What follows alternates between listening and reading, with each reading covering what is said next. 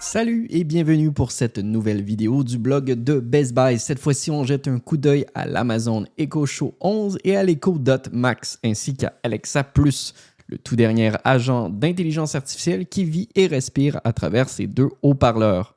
Cette critique porte ultimement sur deux produits distincts mais qui ont en quelque sorte besoin l'un de l'autre. Donc, dans ce sens, on a l'Echo Show 11 et l'Echo Dot Max. Et puis, bien sûr, on a Alexa Plus. Les deux ont besoin l'un de l'autre pour être réellement pleinement fonctionnels. Alexa, telle qu'on la connaît depuis au moins une décennie, est essentiellement un assistant d'intelligence artificielle. Vous lui dites de faire quelque chose et elle le fait. Mais avec sa fonction Plus, on est maintenant allé plus loin, dans le sens où c'est beaucoup plus conversationnel. Il y a une tonalité dans la façon dont elle parle et elle est tout simplement capable d'en faire davantage pour vous, surtout en fonction de ce que vous lui demandez ou même de ce que vous dites. Ça devient une conversation. On va vous en faire une démonstration pour que vous puissiez voir de quoi nous parlons.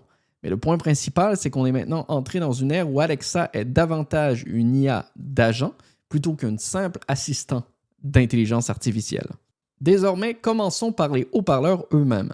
L'Echo Show 11 est doté d'un écran de 11,9 pouces. Il est assez imposant, il est très beau, c'est un très bel appareil et c'est facile d'apprécier le fait que vous avez un écran à regarder.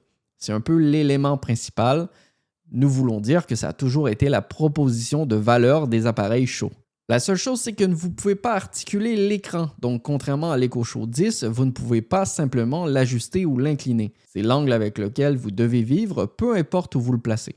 Ça veut dire que vous devez réfléchir à l'endroit où vous allez l'installer. Si vous le gardez dans une cuisine, par exemple, vous voulez qu'il soit bien visible, il y a naturellement un peu de reflet sur l'écran puisqu'il y a une finition plutôt brillante. C'est donc quelque chose à considérer. Mais dans l'ensemble, je pense qu'Amazon a compris que c'est probablement ce qu'il y a de mieux en termes de visibilité selon différents angles pour voir ce que vous voulez voir. Maintenant, la base à l'arrière ressemble un peu à une grosse pilule. Et c'est un peu différent comparativement aux formes arrondies de type sphère qu'on a vues par le passé. Et c'est bien correct. Nous pensons que ça crée une base stable et une bonne fondation pour que l'unité repose dessus. Et étant donné que vous n'aurez probablement pas envie de la déplacer très souvent, même si je pense que vous allez inévitablement le faire, au moins vous savez que ce n'est pas quelque chose qui va bouger ou se déplacer facilement. Maintenant, l'Echo Dot Max est une proposition très différente à cet égard dans le sens où il s'agit d'un haut-parleur de forme sphérique semblable à ce qu'Amazon a déjà fait auparavant. Comme vous pouvez le voir, très peu de boutons. L'idée étant que vous n'allez probablement pas beaucoup le toucher et c'est voulu. Le point clé, c'est que du côté de la voix, du contrôle vocal d'Alexa Plus, ce que vous dites à celle-ci peut être exactement la même chose que ce que vous dites à celui-là. Les réponses seront les mêmes. Il n'y a aucun avantage verbal à utiliser cet appareil plutôt que celui-ci. Même si l'un a un écran, c'est vraiment l'écran qui fait la plus grande différence parce que vous pouvez visualiser beaucoup de choses que vous demandez ou dont vous parlez. Donc pour des recettes, c'est évidemment un énorme avantage. Mais si vous vouliez suivre une recette par exemple ou obtenir de l'information contextuelle basée sur dont vous parlez, ça sortirait exactement de la même façon à partir de ce haut-parleur également. Quelques points clés que nous voulons vous mentionner à propos de ces deux appareils, c'est dans ce cas-ci, le Show 11 a un écran bien meilleur que les appareils précédents. La résolution est plus élevée et visuellement, on peut clairement voir que c'est une amélioration par rapport au modèle précédent. C'est donc une bonne chose. Et avec le Dot Max, vous aurez la possibilité de le connecter et de le jumeler avec un autre Dot Max pour une configuration stéréo. Et où vous pouvez même en connecter jusqu'à 5 si vous voulez une configuration de cinéma maison. Ça fonctionne uniquement avec certains produits Fire cependant, donc les produits Fire TV, le Fire Stick Plus, le Fire Stick Max ou encore le Fire Cube. Ce sont les seuls appareils compatibles avec cette configuration de son ambiphonique de type cinéma maison. Encore une fois, ça peut devenir dispendieux lorsque vous assemblez tous ces composants et vous pourriez vouloir considérer des alternatives. Mais le fait que ce soit possible et qu'Alexa s'occupe essentiellement de la configuration pour vous, c'est quand même bon à savoir si vous ne voulez pas entrer trop dans les détails techniques. Maintenant, quand on parle d'Alexa Plus et de l'IA conversationnel ou encore d'un agent d'intelligence artificielle, ça signifie que tout doit être contextuel. Vous n'avez pas besoin d'être aussi précis dans ce que vous cherchez ou dans certains cas, vous pouvez être très très clair sur ce que vous voulez simplement en lui disant ce que vous avez ou ce dont vous avez besoin. Et ensuite, vous pouvez partir de là. L'élément principal, c'est qu'elle ajoute du contexte, même dans des situations ou de façon auxquelles on ne s'y attendait pas et qui n'était certainement pas possible avec l'ancienne version d'Alexa. À cet égard, on a vraiment l'impression d'avoir un agent qui travaille pour nous et c'est d'ailleurs de là que vient en grande partie le terme agent. Plutôt qu'un assistant qui se contente de me donner des informations de base, ici, elle me donne réellement des idées sur lesquelles je peux m'appuyer. Une autre chose intéressante, c'est que vous pouvez avoir des conversations vraiment fascinantes. Le fait qu'elle se souvienne des choses est selon nous extrêmement important. Ça ajoute cette continuité, ce sentiment d'avoir quelque chose avec qui parler à tout moment. Ça va bien au-delà de simples débats philosophiques ou de discussions intellectuelles et ça touche aussi notre quotidien. Par exemple, si vous l'intégrez à votre calendrier Google, Outlook ou Apple iCloud, Alexa Plus reconnaîtra certains détails et apprendra à connaître un peu votre routine. Pas nécessairement de manière inquiétante, ça veut simplement dire qu'elle peut vous rappeler un rendez-vous que vous auriez oublié par exemple, sans même que vous lui demandiez de vous le rappeler. Et ça, c'est l'élément clé. Il y a un aspect proactif ici qui est très différent de l'Alexa qu'on connaissait auparavant. Une chose que nous aimons beaucoup également, c'est qu'elle connaît nos préférences. Donc si vous n'aimez pas la nourriture épicée, ou un certain type de marinade, d'épices ou de sauce, elle peut s'en souvenir. Et ainsi, chaque fois qu'elle vous propose une recette, elle peut simplement éviter ces éléments.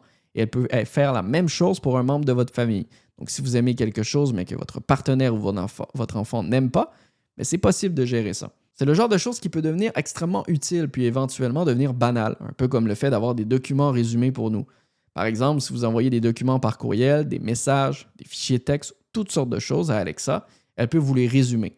Donc, si vous avez un long document rempli de jargon juridique, même si vous devriez quand même consulter un avocat, le point est que si vous essayez simplement d'en extraire l'essentiel, ça peut être très utile.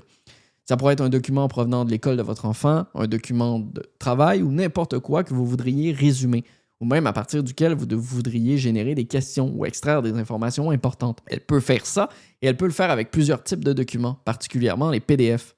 Un très bon exemple, si votre enfant est étudiant et étudie pour un examen, il pourra téléverser ou envoyer des documents liés à la matière de l'examen et ensuite demander à Alexa de créer un quiz basé sur ces documents.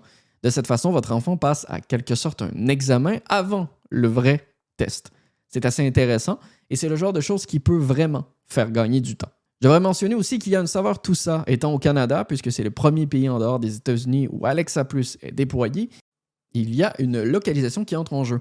Certaines expressions canadiennes seront prises en compte et elles sont même régionales. Par exemple, la façon dont les conditions météo fonctionnent dans les maritimes comparativement aux prairies ou dans le Lower Mainland en Colombie-Britannique comparativement au sud de l'Ontario, tous ces éléments seront pris en compte selon votre emplacement et Alexa Plus saura reconnaître ces nuances. C'est plutôt cool, tout comme le fait qu'elle comprenne que notre système de mesure hybride qui passe des kilomètres au pied, au pouce, et parfois en utilisant le mot « e ». Ce sont toutes des choses qui font partie du quotidien d'Alexa Plus et que vous finirez probablement par tenir pour acquises parce que ça fonctionne tout simplement, même avec des intégrations tierces. C'est ici que ça devient un peu plus complexe parce que plusieurs fonctionnalités ne sont pas encore actives. Donc même si vous pouvez réserver une table dans un restaurant via OpenTable simplement en le demandant, vous ne pouvez pas encore commander de la nourriture sur Uber Eats ni demander une course Uber. Yelp, TripAdvisor, Ticketmaster, il y a plusieurs intégrations qui sont déjà disponibles aux États-Unis, mais qui ne sont pas encore opérationnelles au Canada au moment de cette critique. Mais Amazon affirme qu'elles s'en viennent. Et puis, il y a la question de la confidentialité. Avec tous les agents d'intelligence artificielle, la confidentialité doit absolument être au premier plan. L'entraînement des modèles linguistiques nécessite des données d'entraînement et votre voix en fait partie. Tout ce que vous dites à Alexa est enregistré et envoyé dans le nuage. Il n'y a plus de traitement directement sur l'appareil, tout passe par le cloud. Vous pouvez supprimer ces données ou demander qu'elles soient supprimées. Si vous configurez les paramètres pour qu'aucun enregistrement ne soit conservé, ce que vous pouvez faire dans l'application Alexa, ce qui se passe, c'est que ce que vous dites est envoyé dans le nuage, traité, puis supprimé après que la réponse vous est retournée. Par défaut, c'est pas comme ça. Par défaut, Amazon peut conserver ces données pendant plusieurs mois. Donc, c'est quelque chose à garder en tête si la confidentialité est une préoccupation pour vous. C'est aussi particulièrement important lorsque vous partagez Alexa Plus avec un membre de la famille ou un partenaire. Vous voulez tous les deux l'utiliser, mais vous voulez aussi qu'elle soit personnalisée pour chacun. Pour que ça fonctionne, elle doit reconnaître vos voix.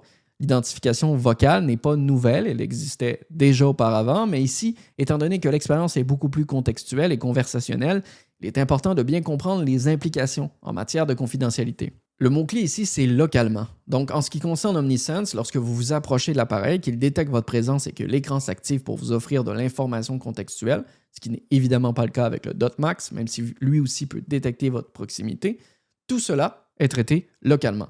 Donc, plutôt que d'envoyer ces données dans le nuage, elles sont traitées directement sur l'appareil. Que vous soyez à l'aise avec ça ou non, c'est à vous de décider. L'appareil ne reconnaît pas toujours précisément qui est à proximité, mais rien de privé n'apparaît à l'écran. Et si vous préférez désactiver cette fonctionnalité, vous pouvez le faire. Je vais conclure avec les haut-parleurs et le son. Dans les deux cas, vous n'obtiendrez pas un son massif de type audiophile. Ce n'est tout simplement pas ce qui est offert ici. Le Dot Max est très bien pour de la musique d'ambiance, vous avez quelques invités, vous voulez de la musique en arrière-plan, ça fait le travail, c'est correct. Encore une fois, ça ne va pas vous impressionner par la qualité audio, mais je pense pas que ce soit l'objectif principal. C'est davantage un conduit vers la voix, vers votre agent d'intelligence artificielle, et le fait qu'il puisse jouer de la musique est un bon bonus. Et bien sûr, avec Alexa, vous pouvez demander le type de musique que vous voulez selon les services que vous utilisez. Spotify, Apple Music, Deezer, Amazon Music Unlimited, bien sûr. Pas de Tidal au Canada pour le moment, ça fonctionne aux États-Unis, mais on ne l'a pas encore vu fonctionner ici. Pas de YouTube Music non plus. Il sonne bien pour la majorité des gens, ce sera largement suffisant, mais si vous êtes vraiment très exigeant en matière de qualité sonore, ce n'est pas ici que vous trouverez le niveau le plus élevé.